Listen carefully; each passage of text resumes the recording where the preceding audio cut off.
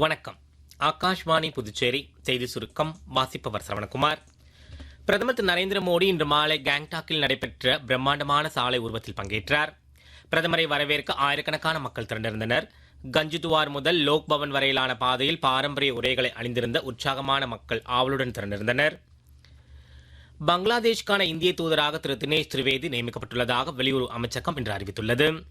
மூத்த அரசியல்வாதியான திரு திரிவேதி திரு மன்மோகன் சிங் தலைமையிலான அரசாங்கத்தில் மத்திய ரயில்வே அமைச்சராகவும் சுகாதாரம் மற்றும் குடும்பநலத்துறை இணை அமைச்சராகவும் பணியாற்றியுள்ளார். மாநிலங்களவையில் பிஜேபி உறுப்பினர்களின் எண்ணிக்கை 113ஆக அதிகரித்துள்ளதாக நாடாளுமன்ற விவகாரங்கள் துறை அமைச்சர் திரு கிரண் ரிஜிஜு தெரிவித்துள்ளார். சமூக வலைதளத்தில் அவர் வெளியிட்டுள்ள பதிவில் ஆம் ஆத்மி கட்சியிலிருந்து பிஜேபியில் இணைந்த மாநில உறுப்பினர்களை வரவேற்பதாக அவர் தெரிவித்துள்ளார். 2026ஆம் ஆண்டிற்கான பிரதான் மந்திரி ராஷ்டிரிய பால புரஸ்கார் விருதுக்கான பரிந்துரைகள் வரவேற்கப்படுகின்றன.